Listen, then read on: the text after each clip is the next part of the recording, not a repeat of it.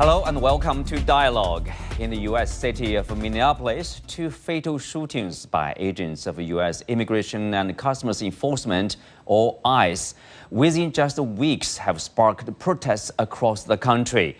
Demonstrators are demanding accountability, questioning whether federal immigration enforcement is operating within legal bounds. So what do these developments reveal about U.S. immigration enforcement and its broader implications? In the second half of the program, we turn to a phrase known as the U.S. kill line, which has gone viral on social media, capturing concerns about economic vulnerability and social risk in American society. Join us for discussion today, live from Beijing. I'm Xu Qinduo.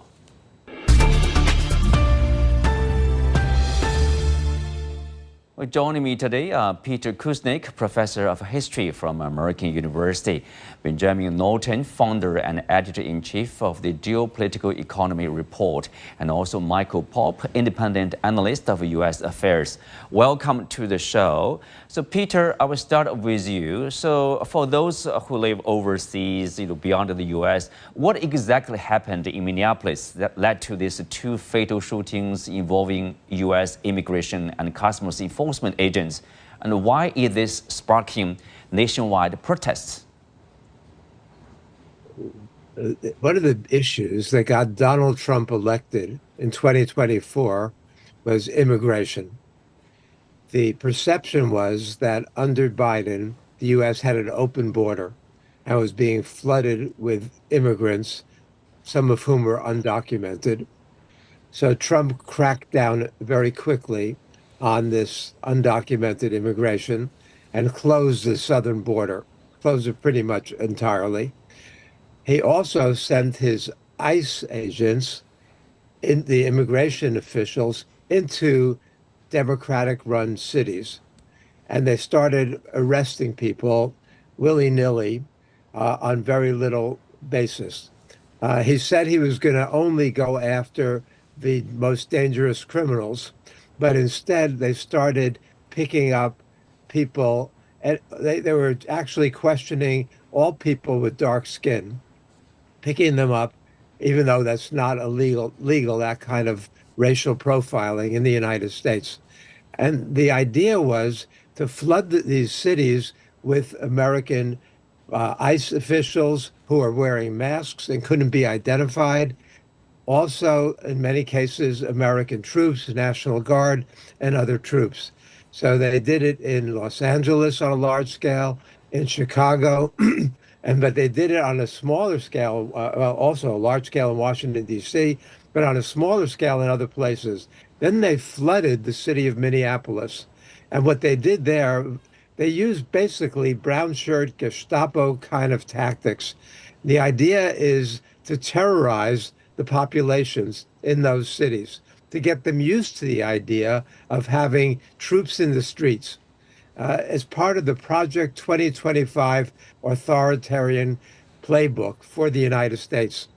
But in Minneapolis, they went too far, and the citizens in Minneapolis, as they did in Los Angeles, Chicago, and Washington, and elsewhere, spoke out against this, and they organized against this, and they mobilized against this, and they went out there and with their whistles to warn people that ICE agents are in the streets. And then in a couple of the incidents, the ICE agents, who are not trained for law enforcement, they used excessive force, as they did repeatedly, and shot and killed two American citizens who were trying to assist the immigrants who were getting picked up. The images are horrific. The visuals are brutal. They show people getting brutalized by these ICE agents who come across looking like just thugs. And so we've never quite seen, back in the late 60s, we saw some of this and trying to repress the anti-Vietnam War movement. We saw this in the South against the civil rights movement, for black civil rights in the South. But we haven't seen anything like this in the United States, this level of really violence against American citizens as well as against immigrants to the United States. We've never seen this level of ugliness for decades. and the people are rebelling. And even though Trump got elected largely on the immigration issue, his approval ratings on immigration now are very, very bad. Whereas at most 40% support what he's doing, around 60% oppose what he's doing, and think this is not America. This is not the country we we should live in, and it's not the way we should treat human beings. Ben, are you surprised to see what happened to the U.S. in Minneapolis in particular? And what do you see are the problems of President Trump's immigration policy here? Unfortunately, I was not surprised. This has been part of an escalating campaign. And what Trump is doing is the classic tactic of a demagogue, which is Trump is very unpopular. Polls have shown that he has around a 37% approval rating. So the majority of the country opposes him and his policies. And even issues like immigration, which used to had a slight net positive favorability. Now there's a net negative favorability. So most Americans are against these policies, and especially on the economy. I mean, I agree with much of what Professor Kuznick said, but I actually think the main reason that Trump won the election is because of the state of the economy and his false promise that he would supposedly lower living costs in the U.S. And he has failed to deliver on that promise. So Trump is trying to distract from the high rates of inflation and the affordability crisis by scapegoating immigrants. And he has really given ICE just carte blanche to commit atrocities. And really, ICE is out of control. Not only are ICE agents, targeting innocent people who have done nothing. ICE, for instance, you have these casual clothed people. They're not in uniforms. They're in everyday clothes.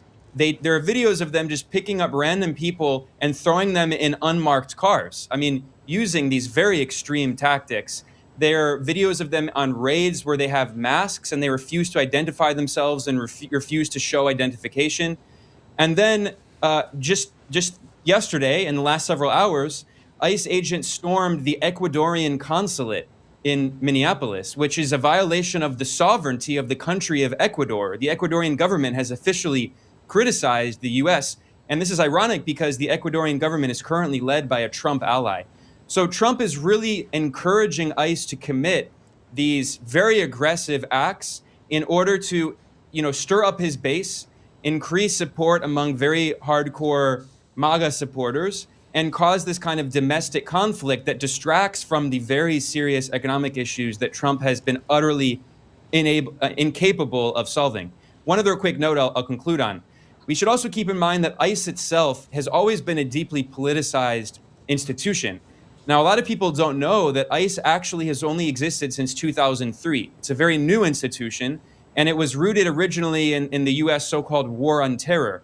After 9/11, in 2002, the U.S. passed the National Security Act, which created the Department of Homeland Security, and ICE is under the DHS. So ICE has always had these roots in this kind of police state mentality going back to the George W. Bush administration, where the state needs to be much more aggressive and needs to spy on everyone and crack down on immigration. But in reality, if you look at the data, I mean, immigrants in the U.S. actually commit fewer crimes on average than U.S.-born people. So, I mean, this is classic scapegoating tactics to distract from larger problems. So, Michael, do you also probably agree that the problem with this, people are watching or seeing with Trump's immigration policy is like the approach is that being aggressive toward so-called illegal aliens or citizens alike, or even people from probably the diplomatic who enjoy diplomatic immunity, or is the policy itself? So, what's the core issues do you see? Well, I think the policy itself is not at fault.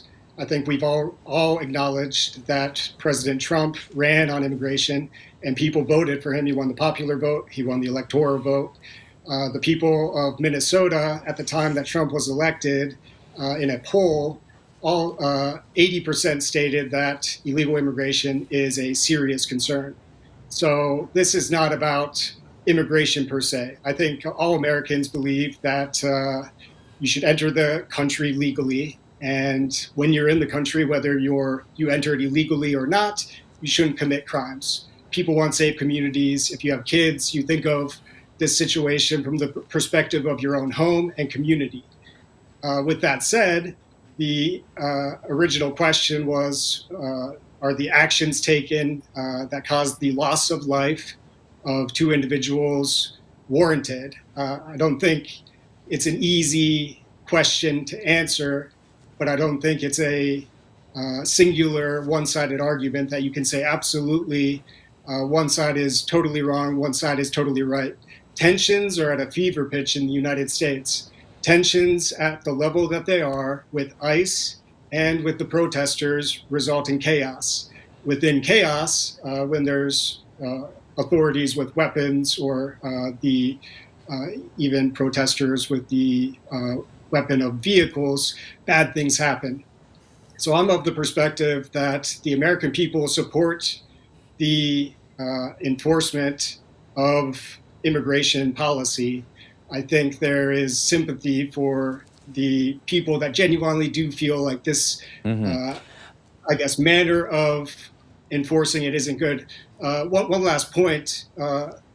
There is an opportunity for Minnesota and Minneapolis to follow the lead of 100 different municipalities across the United States that at the state level pass propositions or laws to support immigration control with state police. So I think there's a pathway that Trump would pull back federal ICE agents if Minnesota and Minneapolis were to fill that gap. I don't see that happening right now, but that's a possible solution. Right, Michael, briefly, what's your response to this low approval rating of the, obviously, job performance in terms of crackdown on immigration? I don't think the recent month of Minneapolis operations by ICE have been positive. I recently mentioned that Minnesotans, 80% believe that illegal immigration is a serious concern. There's a more recent poll that says only 54% still believe that. So optically, this is terrible for Trump, politically terrible. I think the lack of coordination between local police and federal ICE organizations is not sufficient. Right. So, Peter, here's I think Michael is generally right in terms of the public concern of illegal immigrants, because it is a concern for not only for the Republicans but also for the Democrats. There are reports saying that under Obama administration, there's no such harsh policy, but still, I mean, in terms of identifying the so-called illegal immigrants, I mean, there's the portion probably even larger than what under the Trump administration. Is that the case? Yes, Obama deported more illegal immigrants or undocumented immigrants than anybody else that I remember.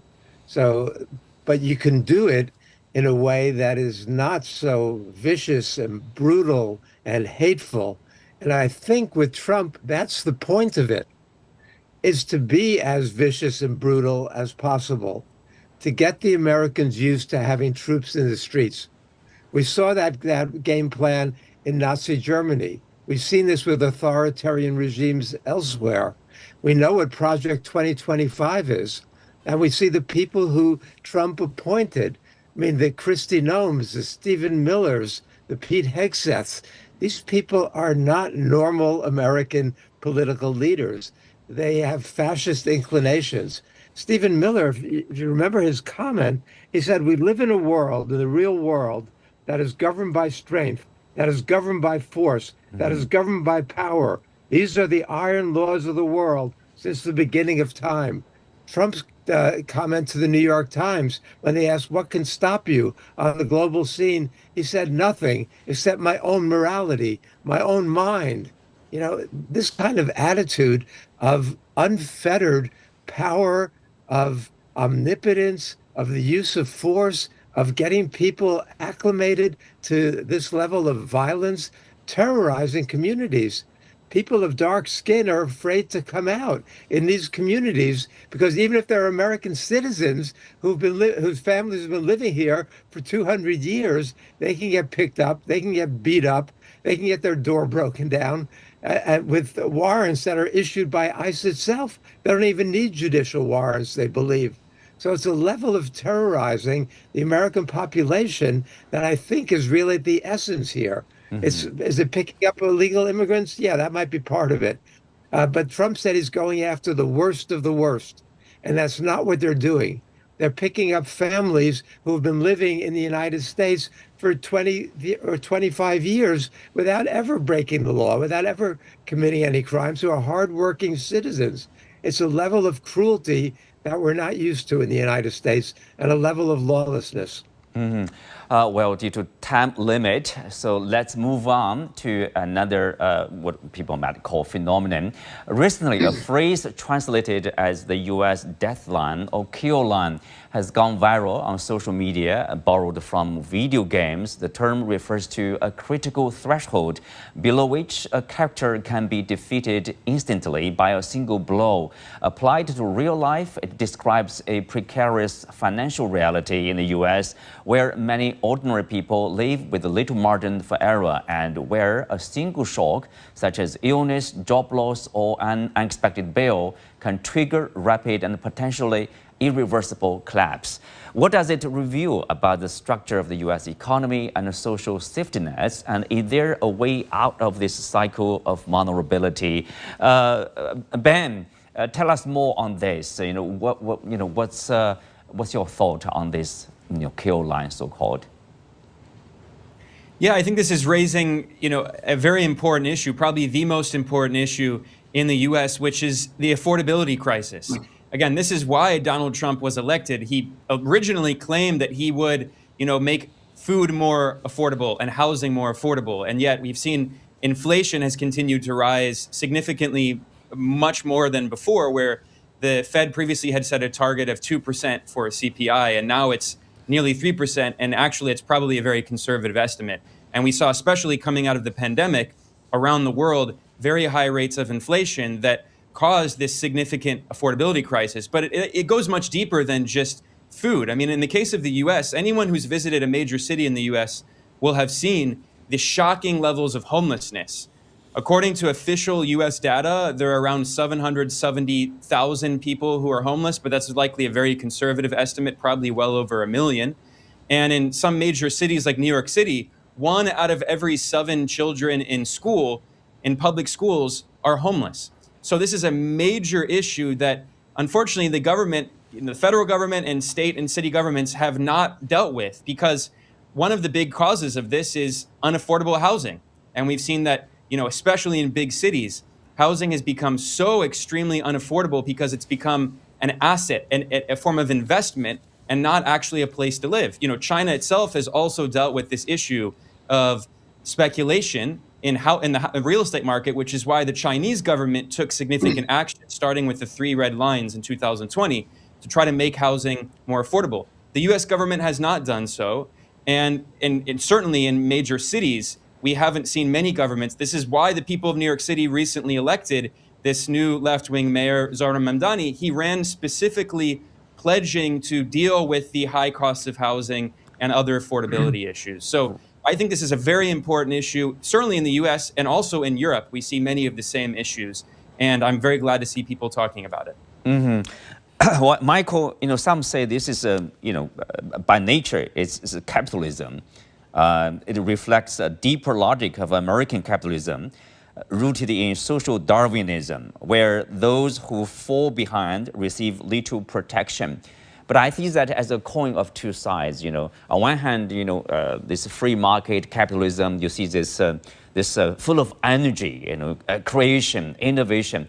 On the other hand, indeed, seems to me there's a lack of protection for those who are vulnerable, who are probably somehow falling behind. And do you notice this kind of people might call it a phenomenon?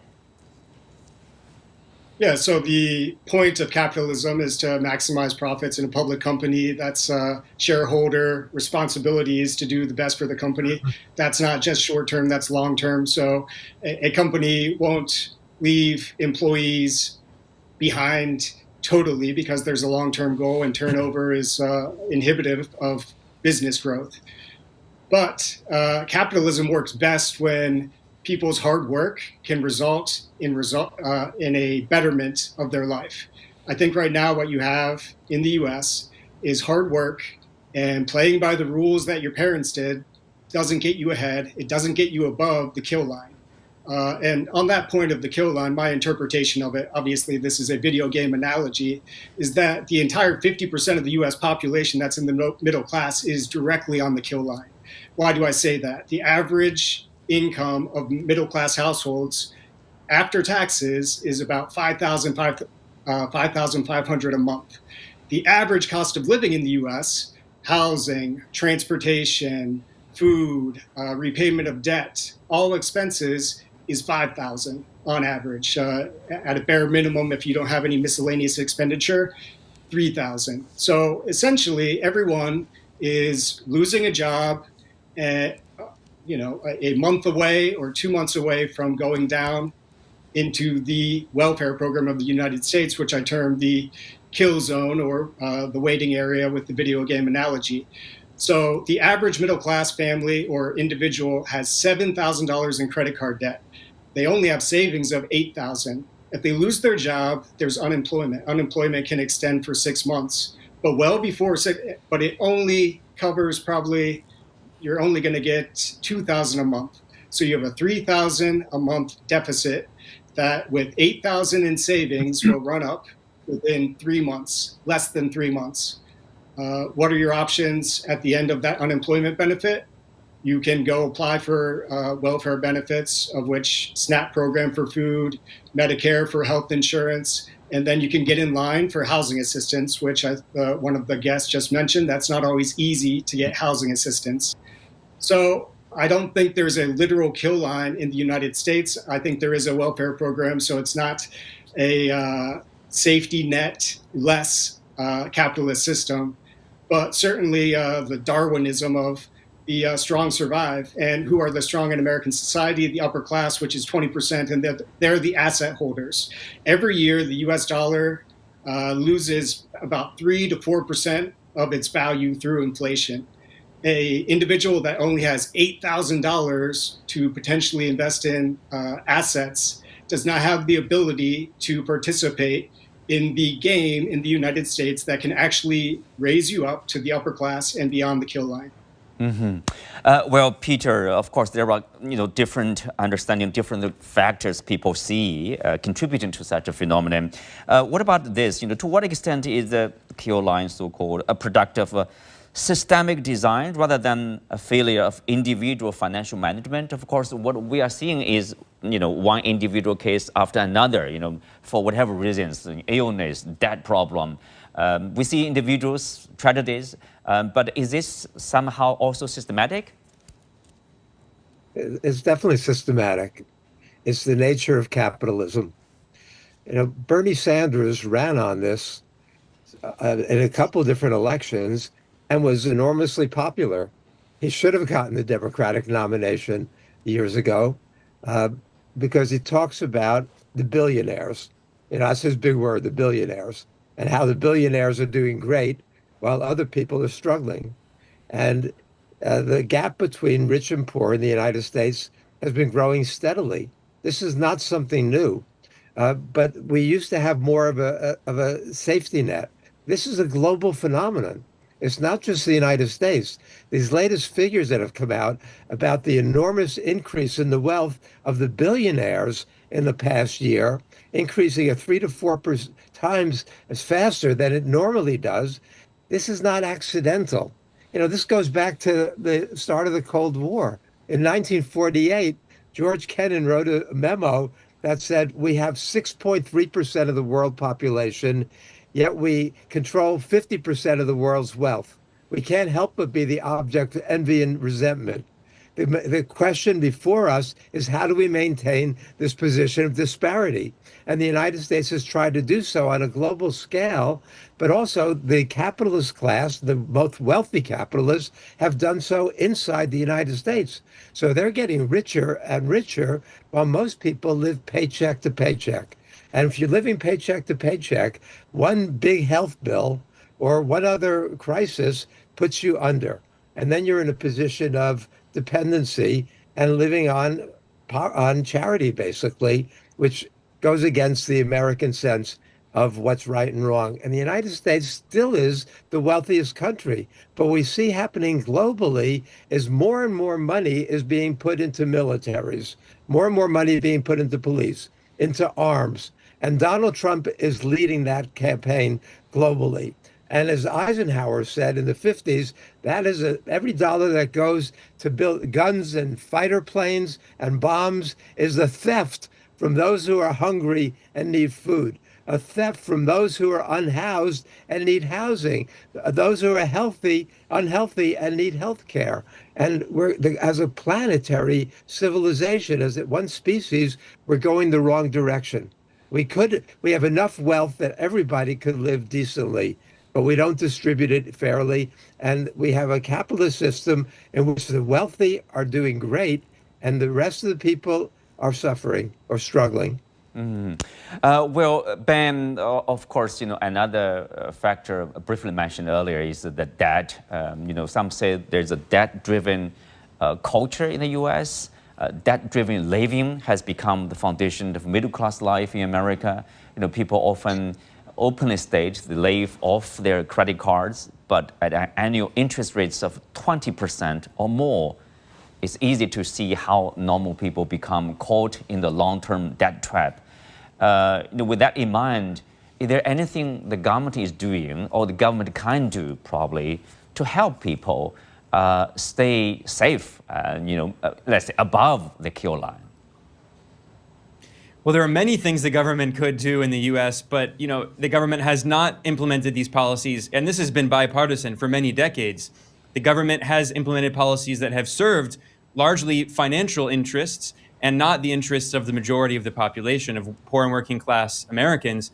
And for instance, if you go back and look from World War II until 1963, the top marginal tax rate in the U.S. was 80 to 90%. And ever since then, the richest Americans have had their taxes fall more and more. Trump, in his 2 terms now, has continued to cut taxes on the richest Americans while imposing tariffs, which in fact are a tax, and it's a regressive tax that hurts primarily poor and working class Americans who rely much more, they spend much more of their paycheck on imported consumer goods.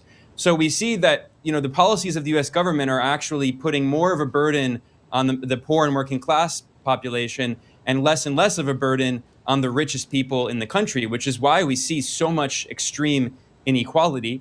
And, there's a lot of support for some of these measures that across the population, regardless of party affiliation, for increasing taxes on the richest population and providing a larger social safety net. But these measures are opposed by the wealthiest interests in the country. Just a quick example is California right now is trying to propose a measure that would implement a 5% one-time wealth tax on billionaires. And we see that billionaires are spending tens of millions of dollars lobbying against this measure because they know that this would be a sign to other states in the country that they could also implement similar measures that try to reduce this inequality. So anytime even local governments do try to implement some kind of measure, they face very heated opposition because it's very difficult to actually challenge the power of money in politics when we see through things like the Citizens United ruling by the Supreme Court. There is no limit on the power of money in U.S. politics. Right, money and politics. With that, we come to the end for today's show. Many thanks to our guests. You can also watch us on the CGTN app on YouTube. I'm Xu Qinduo. Thanks for being with us. See you next time.